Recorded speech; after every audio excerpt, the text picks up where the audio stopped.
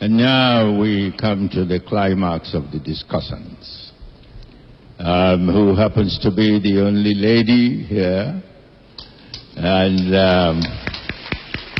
I think it is very fitting that I should now call on Ndi Kato. Yes.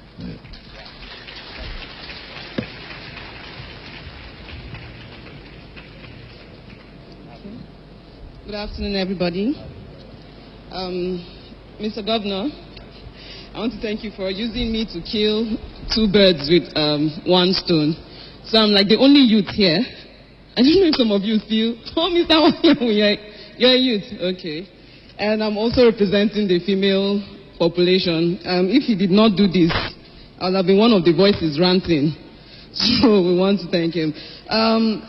All protocols duly observed. Good afternoon, Mr. Governor and Mr. Chairman and every other person. Sorry, I come from that generation that we don't remember these names. What I want to theme my discussion on today is the devaluation of the Nigerian life. When we talk of centrifugal forces pulling Nigeria apart, the biggest collateral damage for Nigeria, the easiest thing to fall for Nigeria is you and I. And it doesn't matter how big you are, how highly placed you are, how low you are. I will start my explanation with an example. I've been working in the North Central. I would like to correct you people too. The crisis we manage is not in the Northeast.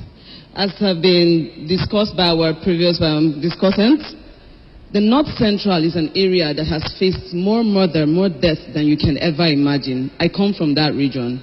Southern Kaduna, Plateau State, Nasarawa, where Mr. Maku comes from, Benue, Taraba. I often tell people that we die for a living. Every day, as we speak right now, a woman in Plateau is probably getting raped and killed. As we speak right now in Plateau State, farms are being destroyed. As we speak right now in Southern Kaduna, there are over 16 villages where my people do not exist anymore. They have been moved. They do not exist there. Nigeria does not acknowledge this. In places like Nasarawa, where Thief people used to occupy at least 6 local governments, they have been shifted to only 2. Now that shifting is not that they were moved there. No, the people in the other 4 do not exist anymore. That is the Nigeria you live in, and I can bet that at least 80% of the people in this room right now do not know. Before I go further too, I want to address an issue that has made me very bitter. Good afternoon to every representative of the Nigerian Army here today. I come from Kaduna State. Right now, Kaduna State is the poster child for the abuse of human rights. December 12th, over 1,000 Nigerians were killed, including women and children. Now, while we want to call them terrorists and people with abstract religious beliefs, there is one person in that gathering that I would like to speak for. His name was Bukari Jega. He worked with the United Nations, and he was also a member of civil society. Bukari Jega was killed. His wife was killed, and his daughter was killed. She was not up to 2 years old. Now, moving on. Part of the work I have done in Plateau State, my life has come under its own share of danger. In 2012, we were taking relief items to a place called Berkin Ladi in Plateau State. And the night before, because I schooled in Unijos, and anybody that's been to Jos knows the relaxed atmosphere there. So years after my university, I said, let me go to my favorite fish joint and enjoy some fish before going to Berkin Ladi the next day. And members of the Nigerian Army were at that spot. We were seated outside. They were inside. A spot called Stefan's. And Ogas were drinking. Their boys were outside guarding Oga. And a fight broke out. Believe you me, we were seated outside. I was sitting with a Nigerian judge, and I told him, Oga, these people will come and kill us here. Oh. You know lawyers and these judges and their own idea of... He said, no, we're on our rights. I said, I don't know rights here. Oh. They will come and kill us. So when we were sitting there, the fight started. They said, okay, I said, okay, let's go. They said, no. So I went and checked. Let me see where I can escape quickly if anything breaks out. And I found one small place I thought was an outlet. So when they started shooting in the air, of course the fight got escalated and they started shooting in the air. I ran towards that place that would lead me into the neighborhood and they won't find me. It was a dead end. I was inside there. Apparently every other person thought that that was the place they could use to escape. So we're all there. And these soldiers came and started threatening that if we don't come out, they will shoot us there.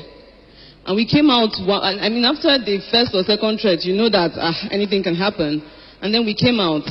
I'm asthmatic. I was dragged on the floor. They used MTN underground cable. Inside MTN underground cable, there's the red and yellow small one. Then there's the black one that covers it. That's what they used on my back. I've never seen that kind of thing before. We continue with the work we do irrespective. But you just know that if anything happens to you, that's it. And as a point of reference, the next day when we went to Barikin-Ladi, these are villages that are isolated. They are cut off from the rest of Plateau State, and they are just waiting. Anytime attackers come, they will come and fetch them and go. And when we went in there, we did not see a single Nigerian soldier.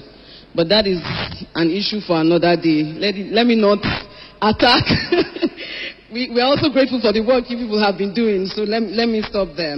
Now, with respect to the Nigerian life, what is the value of the Nigerian life? See how difficult it is for us to devalue the naira currency. Let us bring it down. No, we don't want it, we don't want it. If the naira is at 400 unofficially to the dollar, the Nigerian life right now, it should be at 1 million to that. We don't matter. In that same village, we had a senator killed. We'll get over it. Prior to the Chibok girls, over 50 boys, they were slaughtered. And I want to give you visuals of how that slaughter happened.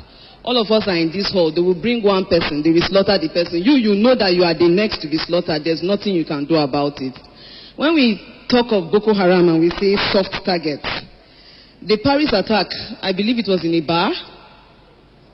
And the way that country stood up, the kind of grief they showed, the way the world backed them with solidarity, it was in a bar. In Nigeria, a bar is a soft target. Now let me shift back to the North Central. With the way we do not value us as a people, we do not even realize that the region where I come from is the region that feeds Nigeria. Not to put every other person's effort in farming to waste. But when you talk of Benue, Southern Kaduna, most of the grains, most of yams, a lot of things come from that region. And we are talking of buying Nigerian, we are talking of reducing importation, we are talking of all these things. And the region that feeds this nation is being wiped out. And we do not see it. I'll move to the Niger Delta question. It's a very tricky question that nobody wants to address. When the Ijaw man says our oye, we ask him how. While we are here talking about how the oil should rise and come down, the Ijaw man, the Ogonis, the people of the Niger Delta, they are dying of cancer. The average life expectancy there is way lower than you would ever imagine. Mr. Ben Bruce and his people are more susceptible to eye problem. There are places where you come from where they do not even know night because of gas flaring. Nigeria ignores all these things. Why? His people are collateral damage. What we have turned Nigeria to is a business entity. And for everybody inside here, we are all collateral damage to that business entity. And then we talk about corruption. It's a very sweet topic. Before I left my social media handle, I went on a wide rant. There was this handle that was with the same theme, corruption, corruption, corruption. In Nigeria, when you are part of a system where you are not valued, where you know that any day you can drop and it does not matter, where you know that your life, who you are, is nothing, what you are looking forward to is to be part of that percentage that is no longer, that in your mind you feel you are no longer collateral damage. So when I get there, what do I want to do? I want to grab and I want to run. You cannot ask Nigerians about patriotism. I know it's ideal to quote the Americans and say, consider not what America can do for you, consider what you can do for America. There have been sacrifices to keep the life of the average American. The life of the Nigerian means nothing. So when the Nigerian gets in there, his own thought is to save himself. What are we going to do to change this? I don't want to sound patronizing. I remember coming to see Mr. Mimiko's work here. It's a bit stressful going around the work Mr. Mimiko has done. After the umpteenth project, I'm always tired. Like, okay, we get it. You're a performing man. Can we go now? But one thing I've noticed is that what his project, the central theme of his project is care. The central theme of everything Mimiko does is here. So you have the average Ondo child, of which I'm told that Ondo people are one of the most stubborn people in the country. Not stubborn in a rude way, but they are very difficult to please. But it's also encouraging to see that the average child in Ondo, that typically should not matter, like I do not matter in the scheme of things, has been made to feel like that child matters. My school that these children have, the transportation, these are the little things that matter. No matter, I don't know how to quantify this for you to understand that for a child to go to a school that he only, in fact, after driving out of one of the public schools, we go to a private school. I was like, well, it is a private school and that's a public school. I don't know how this works. Ondo State is kind of like an anti-representation of everything that stands in Nigeria. Issues in my years growing up, and I cannot help but be grateful for these women that we see here. You know, the state-of-the-art facilities for them. It's encouraging. Again, this is not a goodwill message thing for Mimiko, but it's just a lesson for the rest of Nigeria to learn. That the only way Nigeria can be held together is if the life of the average Nigerian is valued. We are all the average Nigerian. Because in all things being equal, if you think you're a big man today, if Mr. Mimiko dies today, by some strange thing, something hits him, someone shoots him, 2 days later, Nigerians have moved on. That is the governor. If we cannot bring ourselves back to that respect for human life, if we cannot bring ourselves back to the place where the issues about Nigeria, the conversation, the Nigerian conversation is centered around the Nigerian, not oil. I am of the generation that we pray for this oil to crash. While people are going and holding meetings, hoping that the oil will stabilize. No. We need new ideas. We are tired. We pray for this oil to crash so that the conversation of federalism, something as simple as federalism, is a concept that Nigeria is not grasping. It is amazing. We pray for this oil to crash, that the people in the Niger Delta will finally have peace. We pray for this oil to crash, that when we are talking of Nigeria, when we are talking of my region, we're not held together because we're a business entity. We are held together based on mutual respect. Respect for people that we call minorities. Respect for people that we call majorities. Respect for everyone. If we are not held together by this mutual respect, which is also centered on the respect for human life, for human rights, we are wasting our time. There's nothing greater tearing this country apart than the fact that the human life, the Nigerian, is not valued. If the Nigerian is not valued, then what is Nigeria? What is Nigeria if the person inside, the people that constitute Nigeria, do not matter? What is Nigeria? A geographical entity with money to be shared? I do hope that as we ponder on these things, is my time up? Okay. I do hope that as we ponder on these things, I also still want to use this opportunity to thank Mr. Governor, because my generation is struggling to be part of this conversation. I clocked 26 years old in October last year, and it is, when I heard Mr. Yako say his wife 51 years ago, that's embarrassingly double my age. So I'm here like, okay, rub it in. But I'm grateful to be part of this conversation, and I want people to know that we are here.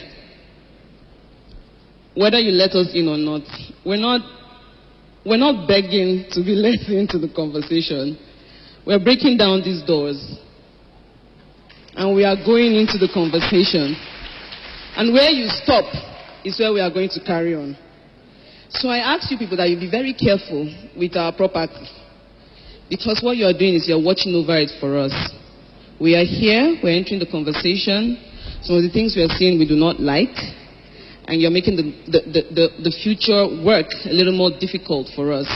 But for the likes of Mr. Mimiko, that is making the job a little, or much easier for us, I'll say. A very strict man, with his intense stare, always serious. Doesn't this man laugh? How do you people cope? Let me report your boys to you. Yesterday, like, madam, this is how we work every day, 2 a.m. Like, okay, this is great. It's great to see that there are people like this and people to look up to. He's a man I look up to, and from the first conversation we had, I told him that I'm an Iroquoist, even though I'm from another region. But just to round up, to let you people know that we are here, and we are the change. And whether you like it or not, we're part of that conversation. Respect our presence. Allow us in. You're not doing us a favor. Thank you very much.